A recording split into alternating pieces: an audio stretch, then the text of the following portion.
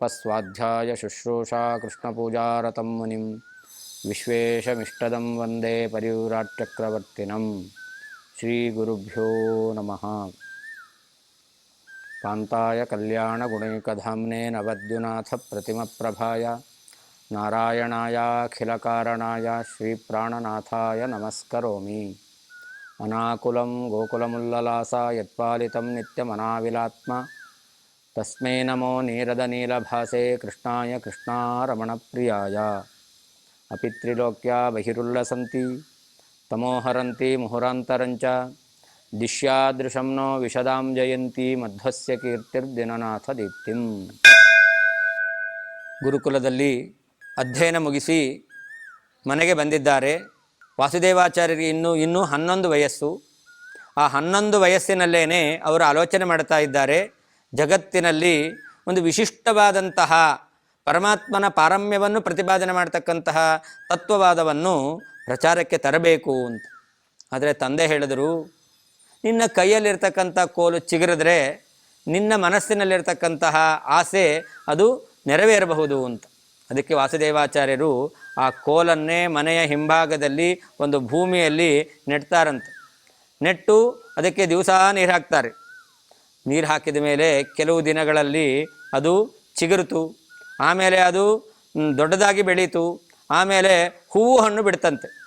ತಂದೆಗೆ ತಂದು ತೋರಿಸ್ತಾರಂತೆ, ಅಪ್ಪ ಅವತ್ತು ನೀನು ಹೇಳಿದ್ದಿ ನಿನ್ನ ಕೈಯಲ್ಲಿರ್ತಕ್ಕಂಥ ಕೋಲು ಇದೇನಾದರೂ ಚಿಗುರಿದ್ರೆ ನಿನ್ನ ಮನಸ್ಸಿನಲ್ಲಿರ್ತಕ್ಕಂಥ ಆಸೆ ನೆರವೇರುತ್ತೆ ಅಂತ.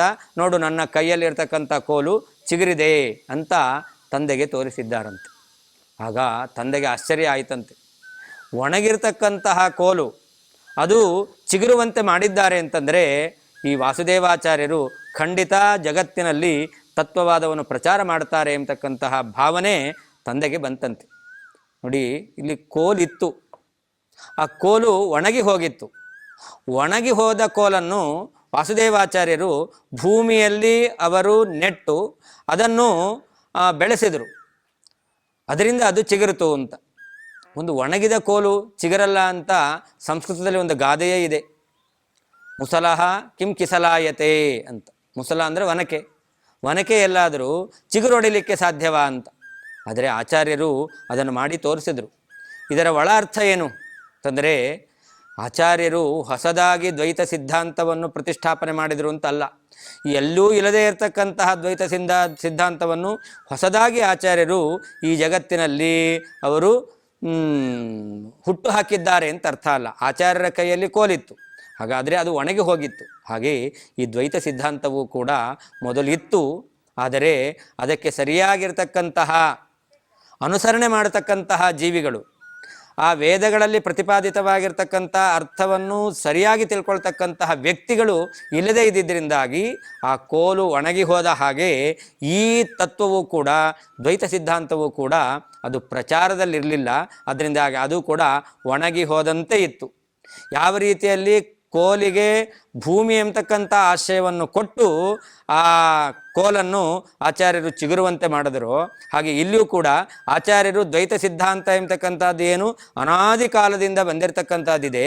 ಇದಕ್ಕೆ ವೇದವ್ಯಾಸ ದೇವರು ರಚನೆ ಮಾಡಿರ್ತಕ್ಕಂಥ ಇತಿಹಾಸ, ಪುರಾಣ, ಪಂಚರಾತ್ರ ಇವುಗಳ ಒಂದು ದೊಡ್ಡದಾಗಿರ್ತಕ್ಕಂತಹ ಆಶಯ ಸ್ಥಾನವನ್ನು ಕೊಟ್ಟು ಅದರ ಮೂಲಕ ದ್ವೈತ ಸಿದ್ಧಾಂತವನ್ನು ಆಚಾರ್ಯರು ಚಿಗುರುವಂತೆ, ಅಷ್ಟೇ ಅಲ್ಲ, ಅದು ಕೇವಲ ಚಿಗುರಿದ್ದು ಮಾತ್ರ ಅಲ್ಲ. ವಾದೀಂದ್ರ ತೀರ್ಥರು ಹೇಳ್ತಾರೆ, ವಿಲಸಿತ ಫಲಿತೋ ಮಧ್ವ ಸಿದ್ಧಾಂತ ಸಾಕ್ಷಿ ಅಂತ.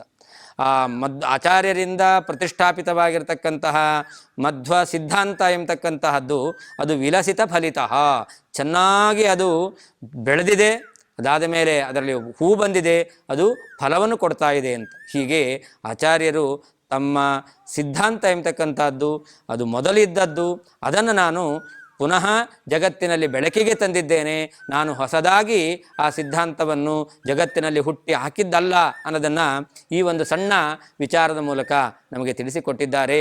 ಹೀಗೆ ಆಚಾರ್ಯರು ಗುರುಕುಲವಾಸವನ್ನು ಮುಗಿಸಿ ಬಂದ ಮೇಲೆ ತಮ್ಮ ಆಲೋಚನೆಯನ್ನು ತಂದೆಗೆ ತಿಳಿಸಿ ಮುಂದೆ ಏನು ಮಾಡಿದ್ರು ಅಂತ ವರ್ಣನೆ ಮಾಡ್ತಾರೆ. ಅಥೈಷ ಸಲ್ಲೋಕದಯಾ ಸುಧಾರ್ದ್ರಯ ಸದಾಗಮಸ್ತೇನ ನಿರಾಸ ಕಾಮಯ ರಮಾವರಾವಾಸ ಭುವ ವಿಶಾರದೋ ವಿಶಾಲಯಾ ಚಿಂತಯದಾತ್ಮನೋ ಧಿಯಾ. ಹೀಗೆ ಒಂದು ತತ್ವವಾದವನ್ನು ಜಗತ್ತಿನಲ್ಲಿ ಪ್ರಚಾರಕ್ಕೆ ತರಬೇಕು ಅಂತ. ಅದು ಹೇಗೆ ಅಂತಂದರೆ ಸಲ್ಲೋಕದಯಾ ಸುಧಾರ್ಧ್ರಯ ಅಂತ. ಯಾರು ಸಜ್ಜನರಿದ್ದಾರೋ, ಸಜ್ಜನರ ಸಮುದಾಯ ಇದೆಯೋ ಅಂತಹ ಜನರ ಮೇಲೆ ಈ ತತ್ವಜ್ಞಾನವನ್ನು ಕೊಡುವ ಅನುಗ್ರಹವನ್ನು ಮಾಡಬೇಕು, ಅವರಿಗೆ ತತ್ವಜ್ಞಾನಾಮೃತವನ್ನು ಉಣಿಸಬೇಕು ಎಂಬುದಾಗಿ ಅವರ ಮೇಲಿನ ಒಂದು ಅನುಗ್ರಹ ದೃಷ್ಟಿ.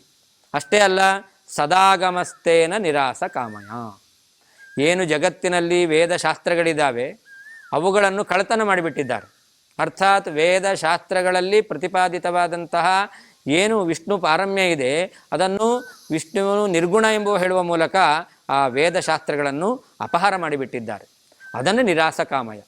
ಆ ವೇದಶಾಸ್ತ್ರಗಳ ಸರಿಯಾದ ಅರ್ಥವನ್ನು ತಿಳಿಸ್ಕೊಡುವ ಮೂಲಕ ಜಗತ್ತಿನಲ್ಲಿರ್ತಕ್ಕಂತಹ ಪ್ರಸಿದ್ಧವಾದಂತಹ ಈ ಪರಮಾತ್ಮನು ನಿರ್ಗುಣ ನಿರಾಕಾರ ಎಂಬತಕ್ಕಂಥದ್ದನ್ನು ನಿರಾಕರಣೆ ಮಾಡಬೇಕು ಎಂಬತಕ್ಕಂತಹ ಅಭಿಪ್ರಾಯದಿಂದ ಆಚಾರ್ಯರು ರಮಾವರಾವಾಸ ಭುವ, ಭಗವಂತನ ಲಕ್ಷ್ಮೀಪತಿಯಾಗಿರ್ತಕ್ಕಂತಹ ನಾರಾಯಣನ ವಾಸಕ್ಕೆ ಸ್ಥಾನವಾಗಿರ್ತಕ್ಕಂಥದ್ದು. ಅರ್ಥಾತ್ ಆಚಾರ್ಯರ ಬುದ್ಧಿ ಎಂಬತಕ್ಕಂಥದ್ದು ಅದು ಪರಮಾತ್ಮನ ವಿಶೇಷವಾಗಿರ್ತಕ್ಕಂತಹ ಸನ್ನಿಧಾನದಿಂದ ಕೂಡಿರ್ತಕ್ಕಂಥದ್ದು.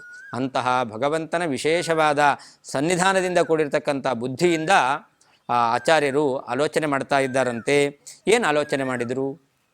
ಅನನ್ಯ ಸಂಗಾತ್ ಗುಣಸಂಗೀತಾ ಹರೇ ಜನಸ್ಯ ಮಾನಂತು ವಿಚಿಷ್ಟ ಚೇಷ್ಟಿತಂ ಅಸಂಗಮಸ್ಮಾತ್ ಪ್ರಕಟೀಕರೋಮ್ಯಹಂ ನಿಜಂ ಭಜಂ ಪಾರಮಹಂಸ್ಯಮಾಶ್ರಮಂ.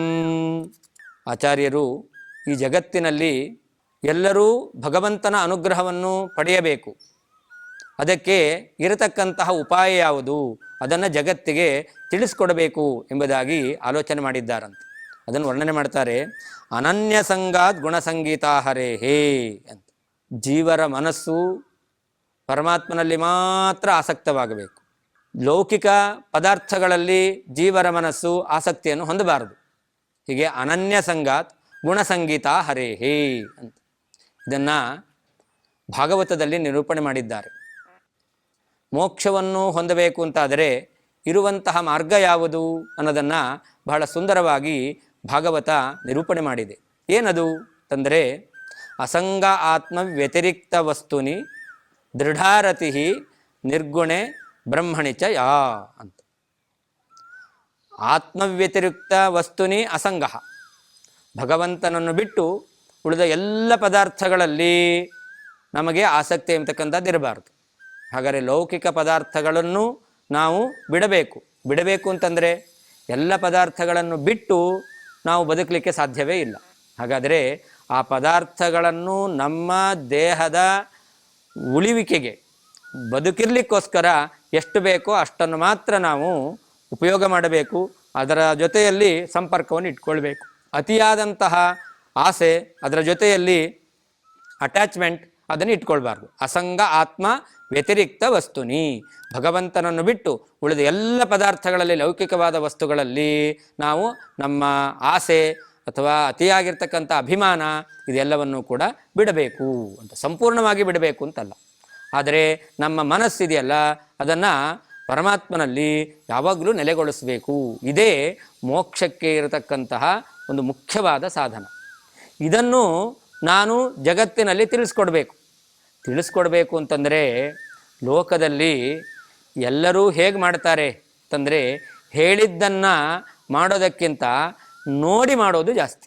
ಎಲ್ಲ ಜೀವರು ಕೂಡ ಇನ್ನೊಬ್ಬರು ಏನು ಮಾಡ್ತಾರೆ ಅದನ್ನು ಮಾಡ್ತಾರಷ್ಟೇ ಹೊರತು ಇನ್ನೊಬ್ಬರು ಹೇಳಿದ್ದನ್ನು ಅವರು ಮಾಡೋದಿಲ್ಲ. ಇದನ್ನು ಆಚಾರ್ಯರು ಆಲೋಚನೆ ಮಾಡ್ತಾ ಇದ್ದಾರಂತೆ. ನಾನು ಈಗ ಏನು ಮಾಡ್ತೇನೋ ಅದನ್ನು ಎಲ್ಲರೂ ಕೂಡ ಅನುಸರಿಸ್ತಾರೆ. ಹಾಗಾದರೆ ನಾನು ಮಾಡಿದ್ದನ್ನು ಅನುಸರಿಸಬೇಕು ಅಂತಾದರೆ ನಾನು ಅದನ್ನು ಮಾಡಿ ತೋರಿಸಬೇಕು ಅಂತಾದರೆ ಅಸಂಗಮಸ್ಮಾತ್ ಪ್ರಕಟೀಕರೋಮ್ಯಹಂ ಅಂತ. ನಾನು ಈ ಎಲ್ಲ ಪದಾರ್ಥಗಳಲ್ಲಿ ಅತಿಯಾದಂತಹ ಸಂಪರ್ಕವನ್ನು, ಸಂಬಂಧವನ್ನು, ಸಂಘವನ್ನು, ಸ್ನೇಹವನ್ನು ಇಟ್ಕೊಳ್ಬಾರದು ಎಂಬತಕ್ಕಂಥದ್ದನ್ನು ನಾನು ಪ್ರಕಟ ಮಾಡ್ತೇನೆ. ಅದು ಹೇಗೆ ಅಂತಂದರೆ ನಿಜಂ ಭಜನ್ ಪಾರಮಹಂಸ್ಯಂ ಆಶ್ರಮಂ ಅಂತ, ಸನ್ಯಾಸಾಶ್ರಮವನ್ನು ನಾನು ಸ್ವೀಕಾರ ಮಾಡ್ತೇನೆ ಅಂತ ಆಚಾರ್ಯರು ಆಲೋಚನೆ ಮಾಡ್ತಾ ಇದ್ದಾರಂತೆ. ಸನ್ಯಾಸಾಶ್ರಮ ಸ್ವೀಕಾರ ಮಾಡಿದಾಗ ಸನ್ಯಾಸಿಗಳು ಏನು ಆಚರಣೆ ಮಾಡ್ತಾರೋ ಆ ಆಚರಣೆ ಮಾಡಿದ್ದನ್ನು ನೋಡಿ ಉಳಿದವರು ಕೂಡ ಅದನ್ನು ಆಚರಣೆಗೆ ತಂದುಕೊಳ್ತಾರೆ. ಹಾಗಾದರೆ ಒಬ್ಬ ಲೋಕದಲ್ಲಿ ದೊಡ್ಡ ವ್ಯಕ್ತಿ, ಎಲ್ಲರನ್ನೂ ಗಮನ ಸೆಳೆಯುವಂತಹ ವ್ಯಕ್ತಿ, ಅವನೇನು ಮಾಡ್ತಾನೋ ಅದನ್ನು ಉಳಿದವರು ನೋಡಿ ಮಾಡ್ತಾರೆ. ಹಾಗಾದರೆ ನಾನು ಈ ಸನ್ಯಾಸಾಶ್ರಮವನ್ನು ಸ್ವೀಕಾರ ಮಾಡಿ ಎಲ್ಲ ಪದಾರ್ಥಗಳಲ್ಲಿ ಅತಿಯಾದಂತಹ ಆಸಕ್ತಿಯನ್ನು ಬಿಟ್ಟಿದ್ದೇನೆ ಅಂತಂದರೆ, ನಾನು ಬಿಟ್ಟಿದ್ದರಿಂದ ನನ್ನನ್ನು ನೋಡಿ ಉಳಿದವರು ಕೂಡ ಈ ಪದಾರ್ಥಗಳಲ್ಲಿ ಆಸೆಯನ್ನು ಬಿಡ್ತಾರೆ. ಅದರಿಂದ ನಾನು ಸನ್ಯಾಸಾಶ್ರಮವನ್ನು ಸ್ವೀಕಾರ ಮಾಡಬೇಕು ಅಂತ ಹೀಗೆ ಮೋಕ್ಷೋಪಯೋಗಿಯಾಗಿರ್ತಕ್ಕಂಥ ತತ್ವವನ್ನು ಸಕಲ ಜೀವರಿಗೂ ಕೂಡ ತಿಳಿಸಿಕೊಡುವ ಉದ್ದೇಶದಿಂದ ನಾನು ಸನ್ಯಾಸವನ್ನು ಸ್ವೀಕಾರ ಮಾಡಬೇಕು ಅಂತ ಆಚಾರ್ಯರು ಆಲೋಚನೆ ಮಾಡಿದ್ದಾರಂತೆ. ಅವರು ಇನ್ನೊಂದು ಯೋಚನೆ ಮಾಡಿದರಂತೆ. ಮಮ ಪ್ರಭೋರ್ನಾಪರಥಾಹಿ ಶೋಭತೆ ದ್ವಿಷತ್ಸು ವಿಷ್ಣುಂ ಯದದಂಡ ಧಾರಣಂ ಹರಿಸ್ವಸಾನನ್ ವಚಿರಾದ ಸದ್ಭಿದೆ ಭವೇದತೋ ನಾಸ್ಮಿಚ ದಂಡ ಧಾರಕಃ. ಇಲ್ಲಿ ಲೋಕದಲ್ಲಿ ಎಲ್ಲ ಕಡೆಯಲ್ಲಿ ಭಗವಂತನನ್ನು ನಿಂದನೆ ಮಾಡತಕ್ಕಂಥದ್ದು ಪ್ರಚಾರದಲ್ಲಿದೆ. ಏನು ನಿಂದನೆ ಅಂತಂದರೆ, ಭಗವಂತನನ್ನು ನಿರ್ಗುಣ ಅಂತ ಹೇಳ್ತಕ್ಕಂಥದ್ದೇ ನಿಂದನೆ.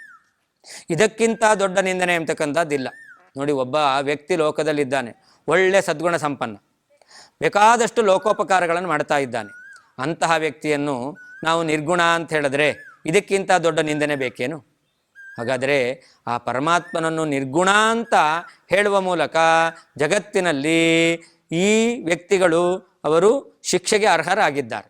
ಭಗವಂತನನ್ನು ನಿರ್ಗುಣ ಎಂಬಂತಹ ವಾದವನ್ನು ಮಂಡನೆ ಮಾಡ್ತಾ ಇದ್ದಾರೆ. ಆದ್ದರಿಂದ ಇದು ಶಿಕ್ಷಾರ್ಹವಾದಂತಹ ಅಪರಾಧ. ಅಷ್ಟೇ ಅಲ್ಲ, ನಾನು ಬ್ರಹ್ಮ ಒಂದೇ ಅಂತ ಹೇಳ್ತಾ ಇದ್ದಾರೆ. ಮೇಲ್ನೋಟಕ್ಕೆ ಬಹಳ ಸಂತೋಷ ಆಗುತ್ತೆ. ದೇವರು ನಾನು ಒಂದೇ ಅಂತ ಹೇಳಿದಾಗ ಯಾರಿಗೆ ತಾನೇ ಸಂತೋಷ ಆಗಲ್ಲ. ಆದರೆ ಇದರ ಒಳಗೆ ನಾವು ವಿಚಾರ ಮಾಡಿ ನೋಡಿದಾಗ ಎಷ್ಟು ನಾವು ಅಪಚಾರವನ್ನು ಮಾಡ್ತಾ ಇದ್ದೇವೆ ಅಂತ ವಾಸುದೇವಾಚಾರ್ಯರು ಆಲೋಚನೆ ಮಾಡ್ತಾ ಇದ್ದಾರೆ. ನೋಡಿ, ಜಗತ್ತಿನಲ್ಲಿ ಎಷ್ಟು ಜೀವರಿದ್ದಾರೋ ಎಲ್ಲ ಜೀವರು ಕೂಡ ಪರಮಾತ್ಮ. ಹಾಗಾದರೆ ಎಲ್ಲ ಜೀವರಿಗೂ ಪರಮಾತ್ಮರಿಗೂ ಅಭೇದ ಇದೆ ಅಂತ ಒಪ್ಪಿದರೆ ಪರಮಾತ್ಮನಲ್ಲಿ ಅನಂತ ದೋಷಗಳನ್ನು ಒಪ್ಪಬೇಕಾಗುತ್ತೆ. ಜೀವರಲ್ಲಿ ದೋಷಗಳು ಇದ್ದೇ ಇದೆ. ದೋಷ ಇಲ್ಲದ ಜೀವರು ಇಲ್ಲವೇ ಇಲ್ಲ.